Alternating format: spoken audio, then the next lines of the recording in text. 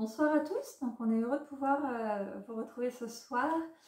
Du coup, en fait, on va vous donner juste notre petit témoignage de vie.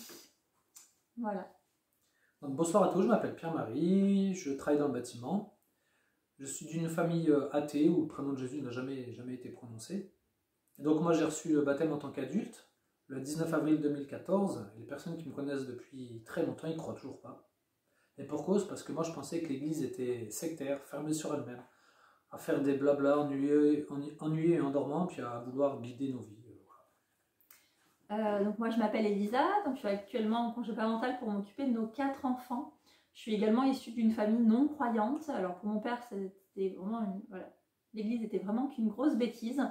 Ma mère, elle a toujours eu une petite attirance, mais du coup, elle ne s'est jamais écoutée. Jusqu'au jour où mon père est parti de la maison pour une autre femme. J'avais à peu près 14 ans, et donc c'est à ce moment-là du coup, que ma mère a décidé de demander le sacrement du baptême.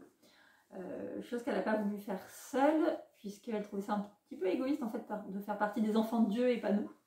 Donc du coup, elle nous a demandé si on acceptait de la suivre dans ce cheminement, et du coup, on a tous accepté. Donc la préparation au baptême dure à peu près 2 ans. Et du coup, donc 2 ans plus tard, donc l'année de mes 17 ans, avec ma maman, mon frère, ma soeur et moi-même, donc tous les 4, on a reçu tous ensemble le sacrement du baptême. Avec leur mari, donc ça fait 11 ans qu'on se connaît, et ça fait 8 ans qu'on est mariés, bientôt dans quelques jours. Donc moi j'ai grandi dans une famille où on se montrait pas trop pas du tout même de marque d'affection. On se disait pas qu'on s'aimait, il fallait être fort et costaud pour être un vrai bonhomme. Donc moi j'étais un adolescent et un jeune adulte très agressif, assez agressif.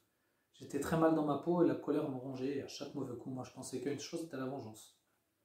Donc je cherchais très souvent la bagarre, en voiture, en boîte, etc. J'aimais beaucoup me battre. Et c'était un peu ma force, on était une petite équipe et voilà, on rôdait à droite à gauche. Bon bref. Sauf le jour où je suis tombé sur plus costaud que moi, où c'est moi qui en ai pris plein ma figure. Je suis rentré chez moi la tête pleine de brosses, pleine de bleus. Bon, je vous passe les détails. Et plus de personnes sur qui compter, plus de petite équipe, et que moi et mes bleus, et cette sensation d'être mort et d'être très très mal. Donc j'ai cherché à être vivant ensuite dans d'autres choses, dans la drogue, pour m'évader un peu de ce sentiment de colère et d'essayer d'apaiser tout ça, mais bon, c'était pas la bonne solution.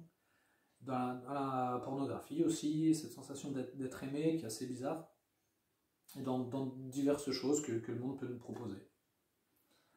Pour ma part, quelques années après mon baptême, j'ai traversé un petit passage à vide. Et donc, voilà, j'ai cumulé un petit peu les rencontres masculines, dont une assez chaotique, en fait, qui m'a coupée de toute ma famille, de mon travail. Voilà. Et à ce moment-là, en fait, c'est soit je tombais amoureuse de vrais coureurs de jupons, soit je faisais souffrir, en fait, ceux qui pouvaient un petit peu s'accrocher à moi. En fait, je reproduisais le schéma un peu de mon père qui était volage. Alors vraiment, sur le moment, j'en avais pas conscience. Hein, c'est vraiment en faisant une relecture de ma vie que j'ai pu prendre conscience de tout ça.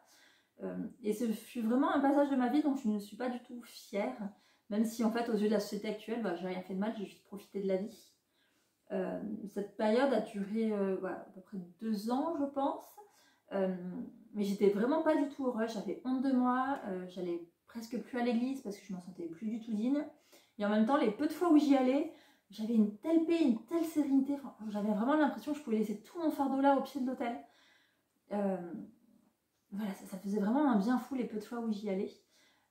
Et pendant ces 2 années, par contre, je m'obligeais quand même à y aller vraiment pour les grandes fêtes, donc Noël, Rameau, Pâques, l'Ascension, la Pentecôte, etc. Donc un beau jour, ou peut-être une nuit, non c'est une blague, je rencontre ma femme. En fait, l'amour que j'avais pour elle a fait que j'avais plus trop besoin d'aller dans ces travers-là, quoique je restais quand même très très très agressif.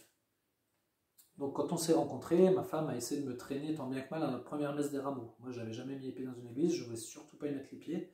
Du coup elle m'a fait un gros bourrage de crâne pendant plusieurs jours, elle m'a mis une tête comme ça.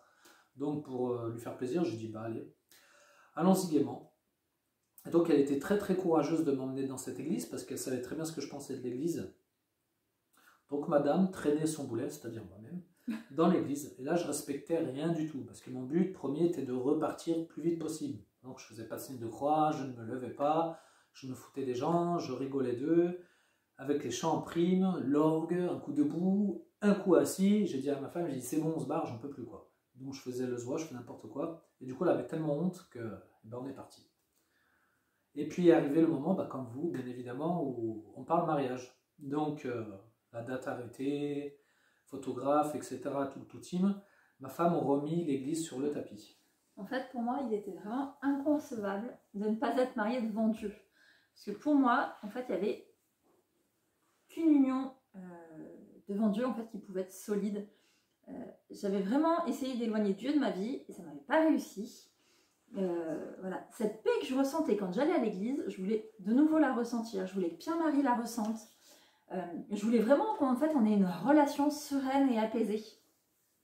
Et donc, bah, comme je vous l'ai dit, hein, pour moi, il n'y avait que une union à l'église qui pouvait m'apporter cela et vraiment une union solide, quoi. Donc du coup, je lui propose un deal. Je lui dis, écoute, tu viens avec moi à préparation mariage. On s'inscrit, on va au premier rendez-vous. Et si vraiment tu vois que ça passe pas, eh bien tant pis, on se rabattra sur une cérémonie religieuse. Donc je lui dis, vraiment, voilà, on a fait un deal, tu es obligé de venir. Mais voilà, tu fais à fond, quoi. Tu vas pas avec toute ta mauvaise volonté. Donc encore une fois plus, et oui, je suis fait. J'ai accepté. Parce que moi, le plus important, c'était de faire la fête avec les amis, la famille, on boit un coup, on fait un bon repas, on danse, on fait la fête, quoi. Qu'est-ce que Dieu venait faire là au milieu? Moi, on m'en a jamais parlé, moi, j'ai jamais vu. Je connais pas, je me suis construit tout seul, j'ai jamais eu besoin de Dieu qu'il apparaisse là dans ma vie. J'en voulais pas en plus, donc ça m'allait très bien. Donc, premier rendez-vous, donc pour notre préparation au mariage. Donc moi j'y suis allé dans un état d'esprit très compliqué, c'était un peu compliqué quand même. C'était assez particulier parce que moi je voulais confrontation, je voulais leur faire raveller leur église, leur orgue, etc. Donc j'attendais à ce qu'on me juge. Et au final, non, j'ai été très surpris, j'ai été accueilli avec bienveillance. J'ai découvert des gens très simples, souriants, des personnes comme nous, prêtes à partager leur vie, surtout leur intimité. C'est ça qui nous avait beaucoup touché avec mon épouse. Il y avait des témoignages, ils partageaient des moments difficiles, d'autres moments plus faciles bien sûr. Et ça nous avait vraiment, vraiment beaucoup touché, beaucoup de bienveillance et de sincérité. Et donc deuxième étape, le rendez-vous avec le prêtre. Donc là, le prêtre me voyant un peu hermétique à ses propos, il me demande qu'est-ce que je pensais de l'église. Ben, je lui dis, bah ouais, vous êtes une secte, vous me gonflez avec vos poésies, etc. Je lui ai dit tout, je lui ai craché mon venin. Et au lieu de me rentrer dedans, ben, il m'a pris comme j'étais, il a répondu à toutes les questions, il m'a dit tu es en colère, c'est pas grave, je t'écoute, pose-moi toutes tes questions, dis-moi ce que tu as à dire. Crache mon venin. Donc c'est ce que j'ai fait. Et de là, ça s'est très bien passé, une relation de confiance entre lui et moi est née. Et du coup, après, je lui posais des questions, pourquoi Jésus, pourquoi il s'est fait crucifier, pourquoi on va à l'église, pourquoi on va à la messe, pourquoi il faut prier, etc. Beaucoup de questions que je me suis posées au début de mon chemin de foi. Et à la fin, il m'avait donné l'envie de connaître ce fameux Jésus. Donc moi, j'ai fait mon entrée en catéchuménat juste avant notre mariage. Un mois avant, oui. Et c'est catéchuménat, c'est une période où je me suis préparé pendant 2 ans. Préparé à recevoir le sacrement de baptême. Oui, voilà, pardon. Pour ma part, en fait, cette préparation au mariage m'a aussi permis de prendre un nouveau départ, d'assumer ma foi, parce que du coup j'avais un petit peu de mal à assumer ma foi, et d'approfondir en fait mes quelques connaissances. J'ai accompagné mon mari dans tous ses rendez-vous de catéchisme, quasiment tous. Et j'ai demandé par la suite à me préparer au sacrement de la confirmation. Donc en fait, Pierre s'est fait baptiser en 2014 avec notre 3e enfant. Et on a reçu le sacrement de la confirmation ensemble, tous les deux, le 9 juin 2014. Donc comme vous avez pu le comprendre, avant la préparation au mariage, moi j'étais assez renfermé sur moi-même, je me sentais incompris, ça me gonflait, j'étais énervé tout le temps, ça me gonflait quoi. Beaucoup de mal à canaliser ma colère. Et moi du coup j'ai toujours non, je n'ai pas toujours eu, mais du coup, j'étais vraiment rentrée dans un esprit de vengeance avec Pierre-Marie. En fait, je lui disais énormément de méchanceté dans le but de le blesser. Alors, c'était pas le blesser pour le blesser, c'était vraiment parce que j'avais besoin d'être rassurée tout le temps, constamment. Et en fait, plus je lui envoyais des pics, plus lui se mettait en colère, plus il se mettait en colère, plus moi, j'étais méchante et j'avais des mauvaises paroles. En fait, vraiment, nos 3 premières années de vie commune, c'était assez chaotique. On était vraiment dans une relation chien et chat, quoi, vraiment dans cette spirale infernale. Et vraiment, c'est un petit peu les témoignages qu'on a reçus pendant notre préparation au mariage qui m'ont permis d'avancer et de me permettre de me remettre un petit peu en question. Alors, je me souviens d'être sortie assez bouleversée d'un témoignage sur le pardon. Alors, impossible de savoir ce qui s'est dit, impossible de m'en souvenir. Je sais juste que du coup, ça m'avait bouleversée. Et ce témoignage-là m'a beaucoup fait avancer. Il m'a permis de me remettre moi en question et de donner des pardons, à mon père, de le pardonner de nous avoir abandonnés. Et surtout, pas la chose la plus simple, mais du coup, ça m'a vraiment permis de me pardonner à moi-même, en fait, de mes erreurs passées, etc. Et donc, du coup, tous ces pardons donnés, ça a ressurgi dans notre vie couple. Ça m'a permis d'être plus apaisée avec Pierre-Marie, de m'ouvrir un peu plus à mon mari. Alors aujourd'hui, voilà, on est plus soudés. Alors bon, c'est pas une baguette magique, il y a encore, il casse encore des portes, des murs. Moi, je suis encore méchante quand il est comme ça et je lui envoie aussi des pics.